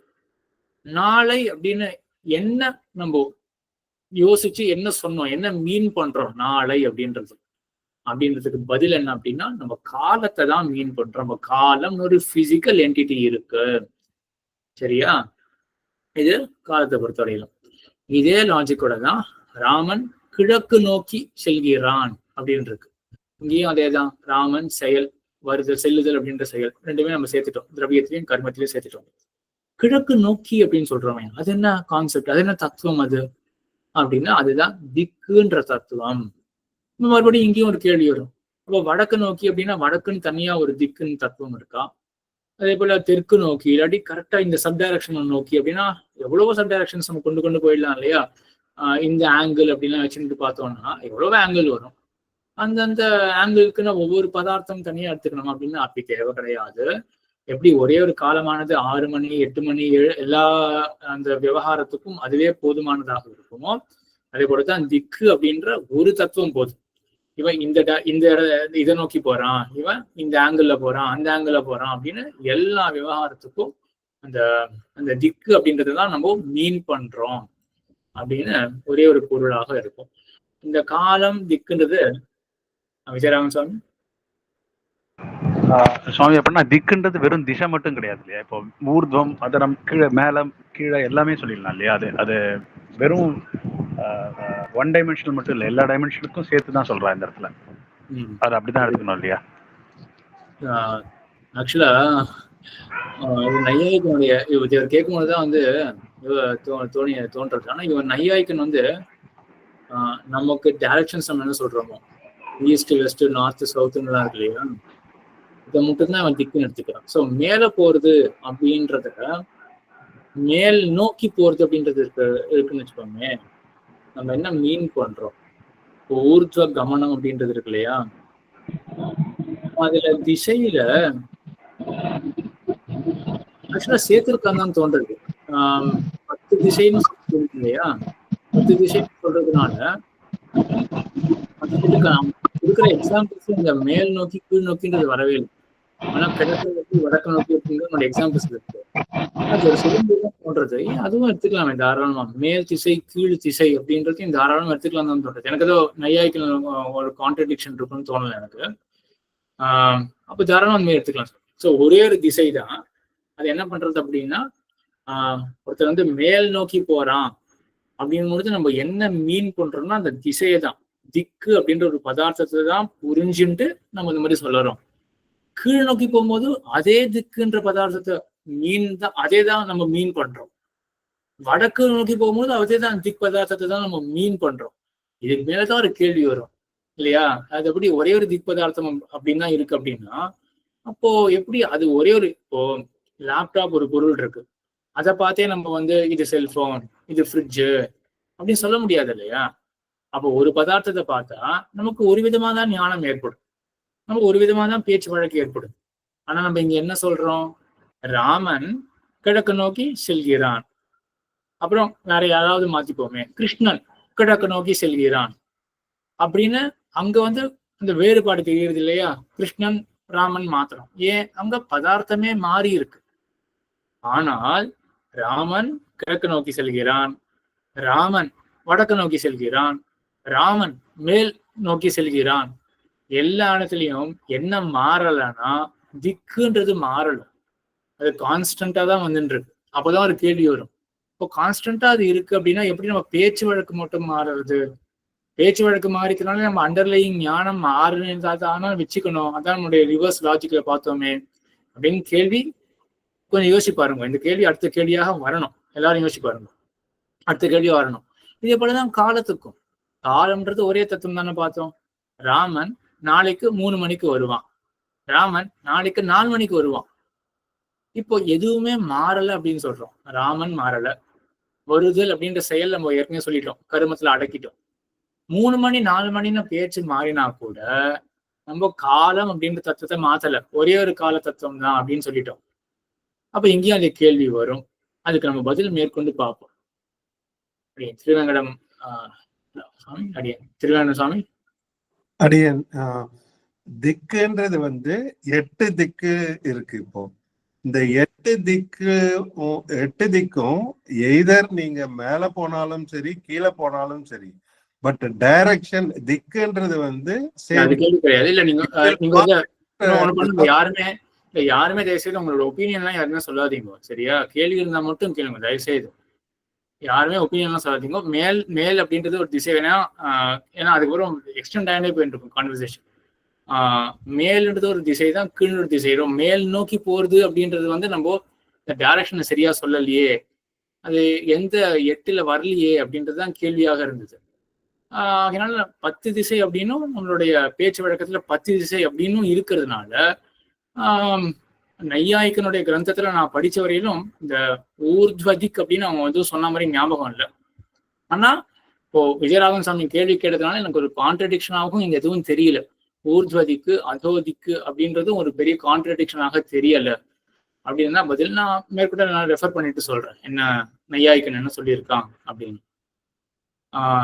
சரி, ஆக இதோட இந்த கடைசி அந்த காலம் திக் அப்படின்றது இருக்கு இல்லையா, இது வந்து கொஞ்சம் அது டைஜஸ்ட் பண்றதுக்கு கஷ்டமா இருக்கலாம். நம்ம தனி ஒரு பதார்த்தம் அப்படின்றத மனசுல புரிஞ்சுக்கிறதுக்கு கொஞ்சம் யோசிச்சு பாருங்க. இது வந்து இந்த சாஸ்திரம் வந்து ஒரு தடவை கேட்டாலும் சீதாராமன் சாமி இப்போ பேச்சு வழக்குல எல்லாமே பொருள் தானா? இப்ப அதுதான் ஸ்தாபிக்க விவகாரத்துல பேச்சு வழக்குல இருக்கிற எல்லாமே பொருள், அதுவும் ஒரு திரவியம் தான், அதோட கூட்டு தான் பேச்சு வழக்கு அப்படின்னு சொல்றாரு. அப்படி இல்ல.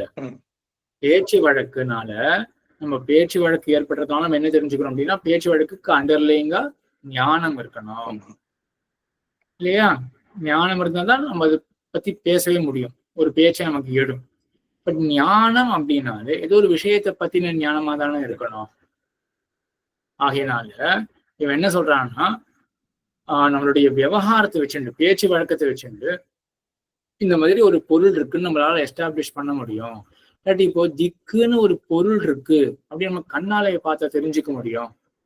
ஸோ நம்ம எப்படி இப்ப நம்மளாம் வந்து நம்ம திக்குன்னு யாருமே சயின்ஸ்லயே கூட திக்குன்னு யாரும் சரி சயின்ஸ் இருக்க வேண்டாம், நம்ம எம்பெருமானாருடைய மதத்துல நம்ம திக்கு அப்படின்னு ஒரு பொருளை நம்ம ஏத்துக்கல.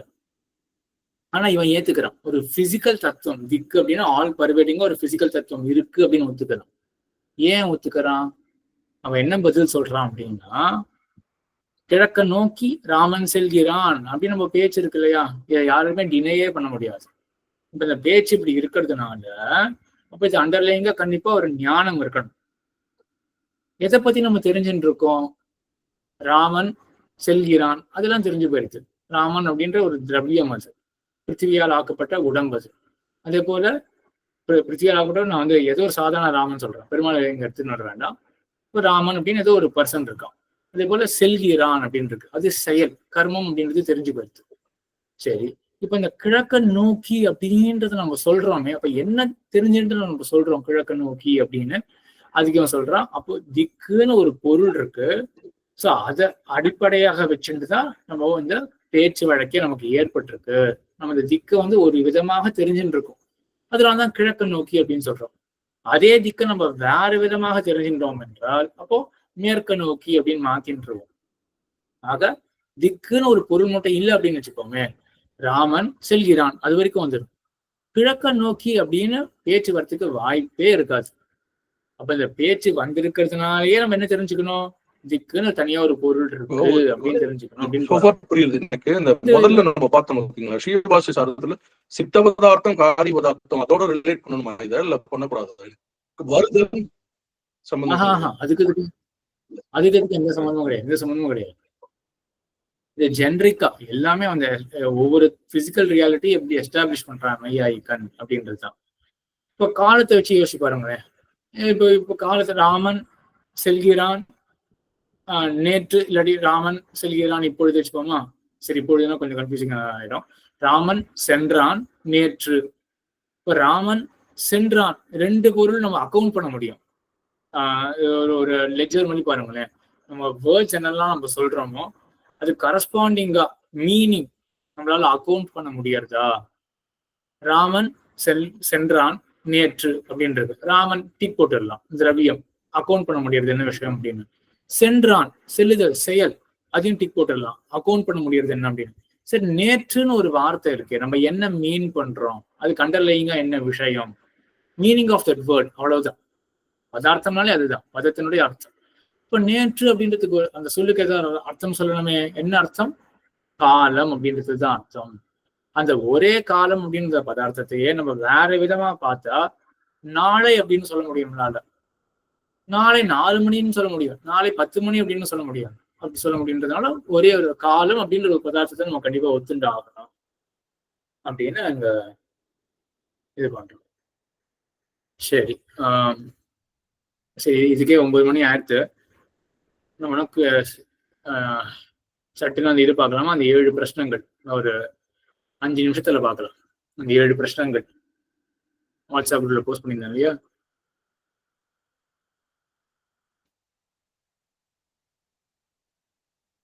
யாராவது சொல்ல முடியுமா என்னென்ன அந்த 7 பிரச்சனைகள்?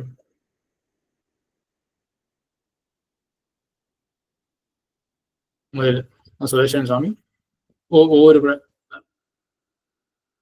அடியே முதல் பிரச்சனை மட்டும் ஒவ்வொருத்தருக்கு ஒரு வாய்ப்பு. அடியன் மியூட்ல இருக்கிறது அடியன். அடியன் க்ஷமிக்கணும். வேதத்துல வந்து ஒண்ணு செய் அப்படின்னா அதுக்கு என்ன அர்த்தம்? அதான் முதல் பிரச்சனை நினைக்கிறேன். சரி, அதுக்கு என்ன பதில்? வேதத்துல ஒண்ணு செய் அப்படின்னா அது செஞ்சா நன்மை வரும் அப்படிங்கிறது சரி சரி, எல்லாருக்கும் வாய்ப்பு கொடுக்கறதுக்காக. சரி, அடுத்த கேள்வி, அதுக்கு பதில் நாராயணன் சுவாமி. நாராயண சுவாமி, யார் கை தூக்கினது? நாராயண சுவாமி. வேதத்தில் ஒரு செயலை செய்யாதே என்றால் என்ன புரிதல்? செய்யாதேன்னு சொன்னா அது செய்தால் தீமை வரும், செய்யாதே செயலை தீமை வரும். இதான் ரெண்டாவது. சரியா? அப்ப செய்யணும்னா செய்யாதுன்னா அர்த்தம் ஆயிடுது. சரி, இதுக்கப்புறம் மூணாவது கேள்வி என்ன கேட்டு? மூணாவதுக்கு அடியேன் இல்ல வேற யாராவது பதில் சொல்லிட்டாங்க. எல்லாருக்கும் வாய்ப்பு கொடுப்பேன். ஆனா யாருமே கை தூக்கலையே. அடியேன் சிம்பிளா இருக்கிறது. ஏன் யாருமே கை தூக்கல? தேவரே சொல்லும். நாராயண சுவாமி தேவரே சொல்லும். மூணாவது கேள்வி.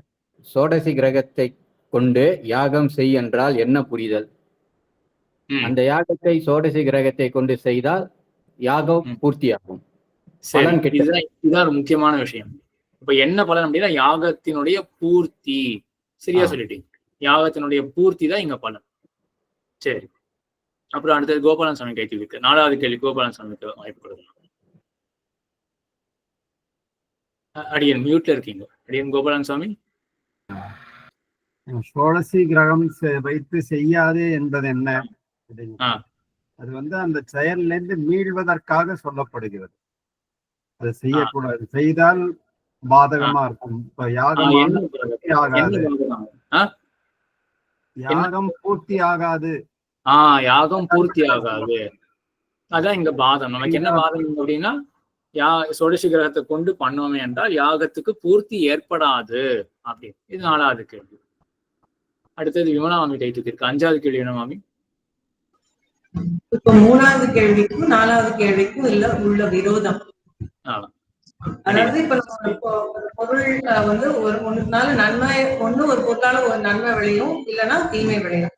எப்படி வந்து நம்ம வந்து வேதம் வந்து சோடசி கிரகம் வச்சு பண்ணுன்னு சொல்றது, யாகத்தை பண்ணுன்னு சொல்றது, பண்ணாதேன்னு சொல்றது. அது எப்படி ஒரே விஷயம் நன்மையை விளைவிக்கும், ஒரே விஷயமே எப்படி தீமையை விளைவிக்கும்? அது வந்து முரண்பாடு. இன்னும் ஸ்பெசிபிக் அந்த முரண்பாடு வந்து என்ன தீமை என்ன நன்மை? சோடசி கிரகம் அதுவே யாகம் செய்யும் சொல்லிருக்கு. அப்புறம் அதனுடைய பலன் நீங்க எல்லாம் சரியா சொல்லிட்டீங்க. அந்த இன்னும் ஸ்பெசிபிக்கா அந்த தீமை என்ன, அதனுடைய நன்மை என்ன? முன்னாடி கோபாலன் சுவாமி சொன்ன விஷயம் தான்.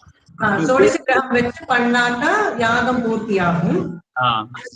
அது அதோட பலன். சோ பண்ணாக்கா அப்படி நன்மை கிடைக்கும் அப்படின்னு. அது சோடசி கிரகம் வைத்து யாகம் பண்ணாதே அப்படின்னாக்கா பூர்த்தி ஆகாது, பலன் கிட்டாது அப்படின்னு. எப்படி ஒண்ணுத்தையும் வச்சு பண்ணும்போது பலனும் கிடைக்கும் சொல்றது, பலனும் கிடைக்காது, பூர்த்தி ஆகாதுன்னு சொல்றது அப்படின்றது ஒன்றுக்கு ஒண்ணு முரண்பாடா இருக்கு. சரி, இப்ப இதுதான் முரண்பாடு. ஒரே சோடசி கிரகத்தை வச்சுட்டு அது என்ன சொல்றதுன்னா பண்ணோம்னா யாகம் பூர்த்தி ஆகும், யாகம் பூர்த்தி ஆகாது, யாகம் பாதிக்கப்படும் அப்படின்னு சொல்றது. இதான் முரண்பாடு. சரி, இப்ப அடுத்தது ஆறாவது என்ன கேள்வி? கோவிந்ததாசர் சுவாமி. இது இப்ப இந்த முரண் வந்து எப்படி தீர்க்கிறது? அல்லது இந்த முரண் எப்படி தீர்க்கிறதா கேட்டிருந்தேன். சரி, முரண் தீர்க்கிறது. அதோட இன்னொன்னு வேற ஒரு கேட்ட மாதிரி ஞாபகம் ஆச்சு. ஆறாவது கேள்வி என்ன நாராயண சுவாமி? வேற யாருக்காவது? ரகுராமன் சுவாமி கை தூக்கிருக்காரு. ரகுராமன் சுவாமி வாய்ப்பு இருக்கு. பண்ணக்கூடாதுன்னு சொல்லியிருக்கேன். ஆனா முதல்ல பண்ணேன்னு சொல்லிட்டு பண்ணக்கூடாதுன்னு சொன்னதா எப்படி அர்த்தம் கொள்ளணும்? அந்த வாக்கியத்துக்கு என்ன அர்த்தம் கொள்ளணும் அப்படின்னு தவிர்க்கிறதுக்காக அந்த வாக்கியத்துக்கு எப்படி அர்த்தம் கொள்ளணும் அப்படின்னு. அதாவது இப்போ பூர்த்தி ஆகாது அப்படின்னு சொல்றதுக்கு, பூர்த்தி ஆகாதுன்னு சொல்றதுக்கு என்ன அர்த்தம்னா, இதனால பூர்த்தி ஆகாது, ஏற்கனவே பூர்த்தி ஆயிடும், வேற அங்கங்கள்லாம் செய்யறதுனால பூர்த்தி ஆயிடும், அதனால இதனால பூர்த்தி ஆகாதுன்னு ஒரு அதை பார்க்க வேண்டியிருக்கு. சரியா? அப்போ சோடசி கிரகத்தை கொண்டு யாகம் செய்யாதே அப்படின்னும் பொழுது நம்ம வேதம் வந்து உன்னை தவிர்க்கிறது, நம்மளை வந்து அதுல இருந்து மீளும்படியாக வைக்கணும்னு பாக்குறது. பண்ணாதன்னு சொன்னோம்னா நம்ம மீண்டிடுவோம் அப்படின்றதுதான். பொதுவா எப்போ மீளுவோம்? நமக்கு அந்த செயல் நம்ம செய்தோம் என்றால் தீமை ஏற்படுமே அப்படின்ற நினைவால நம்ம மீண்டு வந்துடுவோம். இது மற்ற இடத்துல எல்லாம்.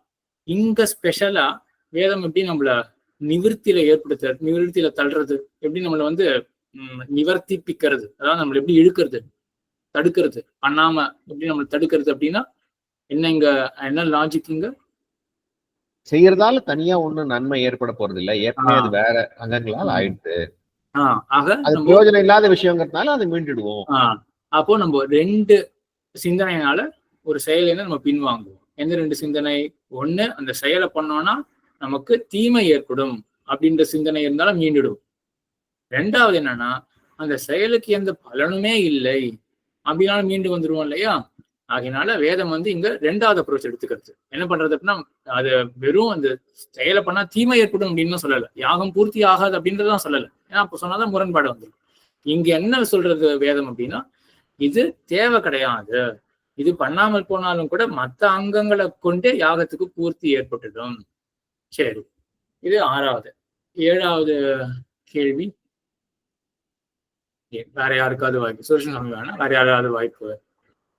அடி நகுராம சாமி சொல்லலாம், சொல்லலையே இதோடையிலும். அடி அப்போ முதல்ல பண்ணணும்னு சொன்னதுக்கு என்ன, எப்படி எடுத்துக்கணும் அதை அப்படின்னு? அப்போ பண்ணணும்னு சொன்னது எப்படி எடுத்துக்கணும்னா, இப்போ இந்த இடத்துல கூடுதலான பலன் கிடைக்கும் அப்படின்ற அர்த்தம் எடுத்துக்கணும். ஆமா ஆமா, சரி, கூடுதலான பலன் கிடைக்கும். இதுல வந்து என்ன லாஜிக் இருக்கும் அப்படின்றது யோசிங்க. ஏன் வந்து இந்த மாதிரி எடுத்துன்னு போறதாவது தோன்றது அதுல லாஜிக்? நம்ம இந்த 6வது கேள்வியில ஒரு நல்ல லாஜிக் பார்த்துட்டோம். வேதம் வந்து நம்ம தவிர்க்கணும் அப்படின்னு காரணம் இல்லாம ஒண்ணு பண்ண சொல்ல போறது இல்ல, இதை பண்ண சொல்றதுனால இதுக்கு ஒரு லாபம் இருக்கணும். அது என்னன்னா கூடுதல் லாபம். என்ன லாபம் அதுக்கு? யாகத்தினுடைய பூர்த்தி. யாகத்தினுடைய பூர்த்தி வந்து இது எல்லாமே கிடைக்கும். ஆனா யாகத்தினுடைய பலன்ல வந்து அதிக பலன் கிடைக்கும். சரியா? இன்னும் கொஞ்சம் எல்லாத்தையும் சேர்த்து சொல்லணும்னா என்ன சொல்லணும்னா, இப்போ சோடசி கிரகத்தை கொண்டு யாகத்தை பண்ணு அப்படின்ற வாக்கியம் மட்டும் இருந்ததுன்னு வச்சுக்கோமே. நீங்க இப்ப வாக்கியத்துக்கு அர்த்தம் சொல்லுங்க யாராவது. சோடசி கிரகத்தை கொண்டு பண்ணாதான் யாகம் பூர்த்தி ஆகும், அப்படி மட்டும் தான் வாக்கியத்துக்கு அர்த்தம் இல்லையா? சோடசி கிரகத்தை கொண்டு யாகத்தை பண்ணு அப்படின்ற வாக்கியம் மட்டுமே இருந்ததுன்னா இவ்வளவுதான் நம்ம வாக்கியத்துக்கு அர்த்தமாக எடுத்துப்போம். ஆனா இப்ப நம்ம இன்னொரு வாக்கியத்தை அனலைஸ் பண்ணி நம்ம என்ன முடிவு பண்ணிருக்கோம்? சோடசி கிரகம் இல்லாமல் இருந்தாலும் யாகமானது பூர்த்தி ஆயிடும் அப்படின்னு நம்ம எடுத்துட்டோம் இல்லையா? இப்போ நம்ம சோடசி கிரகத்தை கொண்டு யாகத்தை பண்ணு அப்படின்றதுக்கு மறுபடியும் அதே வாக்கியத்தை அந்த அர்த்தத்தை நம்மளால எடுத்துக்க முடியாது. ஏன்னா இப்போ மறுபடியும் விரோதம் வரும் இல்லையா? சோடசி கிரகம் இல்லாமே யாகம் பூர்த்தி ஆயிடும், யாகத்தினுடைய பூர்த்திக்காக சோடசி கிரகத்தை பண்ணு அப்படின்னா அவங்க மறுபடியும் விரோதம் தான் வரும். ஆகையினாலதான் மறுபடியும் இங்க வாக்கியத்துக்கு அர்த்தத்தை மாத்தி வச்சுக்கிறோம். இங்கேயும் அதே கான்செப்ட் தான். என்னன்னா இங்க வந்து ஒரே விதமா தான் இருக்கும். இப்போ இந்த நம்மள மீட்கிறது அப்படின்னு பார்க்கும்போது நம்ம 2 ஸ்ட்ரீம் பார்த்தோம். 2 வழியில வேதம் நம்மளை மீட்கலாம். பிரயோஜனம் கிடையாது, தீமை ஏற்படுத்தும். 2த்துல ஏதாவது ஒண்ணு சொன்னா கூட நம்ம அந்த செயலேருந்து மீண்டு வந்துடுவோம். ஆனா நம்மள பண்ண வைக்கணும் அப்படின்னா ஏதாவது இந்த மாதிரி தோன்றதா? ஒரு செயலை நம்ம பண்ணுவோம், எப்போ பண்ணுவோம் அப்படின்றதுக்கு ஏதாவது பூர்த்தி ஏற்பட்டாலும் பண்ணுவோம், நிறைய சரி, அது 2த்துமே ஒரே பலனை சேர்த்துடலாம். பூர்த்தின்றது ஒரு நமக்கு வேண்டிய பலன், நிறைய பலன் அப்படின்றது அது நமக்கு வேண்டிய ஒரு பலன் தான். சரியா? அது 2த்தையும் நம்ம ஒரே கேட்டகரியில சேர்த்துடலாம். இதை விட்டு கூட ஒண்ணு இருக்கு. விஜயராம சாமி, ஸ்ரீரன் சாமி 2 பேரும் கைது கொடுத்துருக்கோம். ஒரு விதிச்சாரம், அது பண்ணாட்டா பாவம் வரும் அப்படின்றது. பண்ணாட்டா பாவம் வந்துரும். அதுவும் ஆக்சுவலா நமக்கு வந்து ஒரு தூண்டுகோல் தான். பண்ணா பலன் கிடைக்கும்ன்றது ஒரு தூண்டுகோல், பண்ணலன்னா பாவம் வரும் அப்படின்றது ஒரு தூண்டுகோல். இங்கேயும் 2 ஸ்ட்ரீம் இருக்கு. அப்போ நம்ம தடுக்கிறதுக்கும் 2 ஸ்ட்ரீம் வேதத்துக்கு, இப்போ 2 வழி இருக்கு வேதத்துக்கு. செய்ய வைக்கிறதுக்கும் 2 இருக்கு. ஆனா இங்க வந்து நம்ம அந்த 2வது ரூட்ல கொண்டு போகல. நித்திய கர்மத்துல நம்ம அந்த மாதிரி ரூட்ல போவோம். பண்ணாட்டா பாவம் வரும் அப்படின்றது அந்த மற்ற இடத்துல தான். இங்க நம்ம எப்படி வேதத்தினுடைய அர்த்தத்தை கொள்றோம் அப்படின்னா, யாகத்தினுடைய பூர்த்தி தானே பலன் சொன்னா நமக்கு ஒரு சமம் இருக்கு, வேற ஒண்ணு பலமா சொல்லிடலாமே, அதிகமான பலம் அப்படின்றத நம்ம சொல்லிடலாம்னா நம்ம வாக்கியத்தினுடைய அர்த்தம் சரியா வந்துடுமே அப்படின்னு 2வது ரூட்ல, அத முதல் ரூட்ல நம்ம எடுத்துன்னு போறோம் அப்படின்றதுதான். சரி, அப்படியே இன்னைக்கு ரொம்ப கம்மியாயிட்டா இல்லையா, 48 தான் இன்னைக்கு. சரி பரவாயில்ல.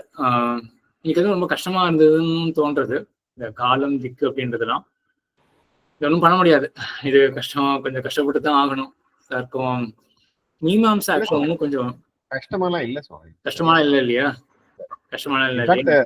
இன்ஃபேக்ட் இந்த ஸ்பீடு கூட ரொம்ப ரொம்ப ரொம்ப சாதாரணமா புரிஞ்சுக்கிறபடிதான் நல்லா. சரி சரி நல்லாவே கவர் ஆகுது.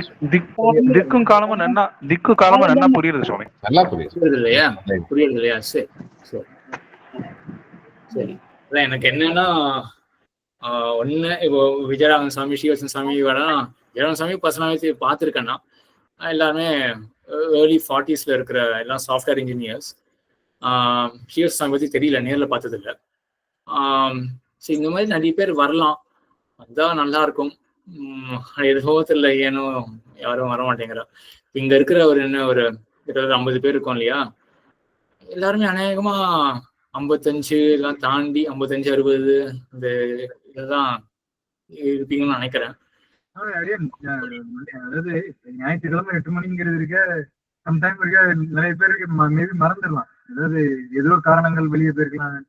அந்த ஒரு சிச்சுவேஷன்ல இருக்க ஒரு குடும்ப பொறுப்புல இருக்கிறவங்களுக்கு சிரமமா தான் இருக்கும். ஞாயிற்றுக்கிழமை 8 மணிக்கு சிரமமா இருக்குன்னா வேற என்ன டைம் தான் சிரமமா இருக்காது. அந்த மாதிரி காரணங்கள் இருக்கலாங்கிற மாதிரி தோன்றது. இல்ல இந்த கருத்துல எந்த டைம் வச்சாலுமே ஒவ்வொரு நாள் ஒவ்வொரு மாதிரி சிச்சுவேஷன்ஸ் அமையக்கூடிய வாய்ப்பு இருக்கு சுவாமி. அதை ஒன்றும் பண்ண முடியாது சுவாமி. நம்ம தான் வந்து இதுக்கு வந்து ஒரு ப்ரையாரிட்டி கொடுத்துன்னு வரணும் பண்ண முடியாது. இது வந்து கத்துக்கணும் அப்படின்ற ஆசை இருந்தாதான் முடியும். இன்னும் ஒரு விஷயம் தான் அது. இந்த மாதிரி நிறைய ஒரு 30ஸ்லயும் ஏர்லி 40s இருக்கிறவாலாம் வந்தா நல்லபடியா இருக்கும். நல்லது நல்லது. கரண்ட் இல்ல, அதனாலதான் வீடியோ தெரிய மாட்டேங்குது. சரி சரி சரி சரி பரவாயில்ல.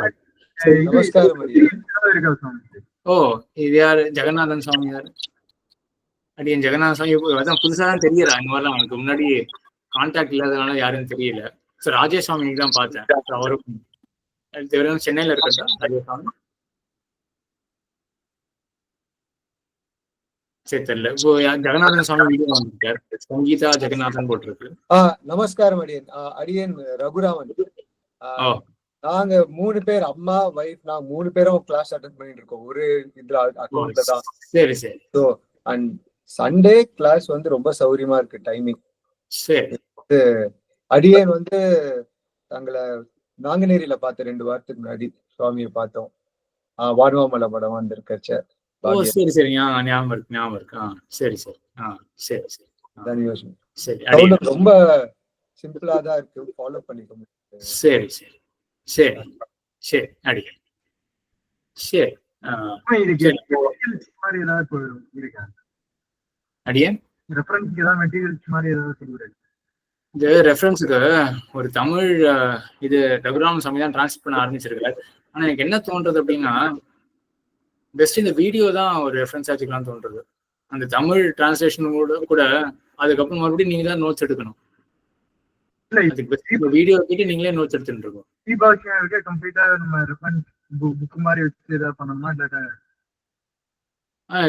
ஸ்ரீபாஷத்துக்கான ரெஃபரன்ஸ் எல்லாம் கொடுக்கலையே, வெறும் வீடியோ மட்டும் தான் அனுப்பிச்சுட்டு இருக்கேன்.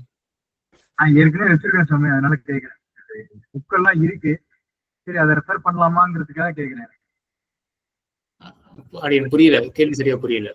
ஸ்ரீபாஷத்துக்கு இல்ல ரெஃபரன்ஸ் இதுக்கு ரிலேட்டடா ரெஃபரன்ஸ் அதுதான் சொல்றேன் இல்லையா. இதே கேள்விதான் ஸ்ரீபாஷத்துலயும் கேட்டா, ஸ்ரீபாஷத்துக்கு ரெஃபரன்ஸ் வேணுமா அப்படின்னு. அதான் அந்த ஸ்ரீபாஷை வந்து நம்ம மூல கிரந்தம் சம்ஸ்கிருதத்துல இருக்கு, அதை வச்சு நம்ம ரெஃபர் பண்ண முடியாது. ஸோ பெஸ்ட் வந்து இந்த வீடியோல அதை கேட்டு மறுபடியும் கேட்டு அதை நோட்ஸ் எடுக்கிறது தான் பெஸ்ட் ரெஃபரன்ஸ் அப்படின்னு நான் ஸ்ரீபாஷத்தை சஜஸ்ட் பண்ணேன். இதுக்கும் அதே தான் சஜஸ்ட் பண்றேன். இந்த ஸ்ரீபாஷத்தாவது சில பேர்லாம் டிரான்ஸ்லேட் பண்ணியிருக்கா தமிழ்ல. இதுக்கெல்லாம் ரொம்ப சாஸ்திரம் நேராக கேட்டாதான் புரியும், அது நம்ம படிச்செல்லாம் புரிஞ்சிக்க முடியாது. ஸோ இந்த வீடியோ மறுபடியும் கேட்டு நீங்களே நோட்ஸ் எடுத்துக்கோங்க, அதுதான் ரெஃபரன்ஸாக இருக்கும். திருமணம் ரமேஷ் பாபு சாமி. இனிஷியல் வீடியோஸ்ல நீங்க ஹேண்ட் அவுட் கொடுக்குறேன் அப்படின்னு சொல்லியிருந்தீங்க. இதுதான் அந்த இது ஹேண்டோட தெரியலையா? இப்போ வாட்ஸ்அப்ல இந்த பிரசன்டேஷன் ஹேண்ட் அவுட் வேற எப்படி எதிர்பார்க்குறீங்க? டிரான்ஸ்லேஷன் எப்படி ரகுராமன் சாமி டிரான்ஸ்லேட் பண்ணிட்டு இருக்காரு. ஆனா எனக்கு என்ன தோன்றதுன்னா, இந்த டிரான்ஸ்லேஷனும் அதோடைய ஒரு கன்சைஸ் வெர்ஷன் தான் இந்த இந்த ஹேண்ட் அவுட் ப்ரெசன்டேஷன். ஸோ எப்படியுமே தனியா நீங்க எப்படியே நோட்ஸ் எடுத்து தான் ஆகணும். மறுபடியும் கேட்டு நோட்ஸ் எடுத்து தான் ஆகணும். அது மாற்றவே முடியாது. சுவாமி உங்களுக்கு வீடியோ வேணா ஸ்டாப் பண்ணி ரெக்கார்டிங் வேணா ஸ்டாப் பண்ணிடலாம் சுவாமி. ரொம்ப விரும்ப தான் பேசிட்டு இருக்கோம்.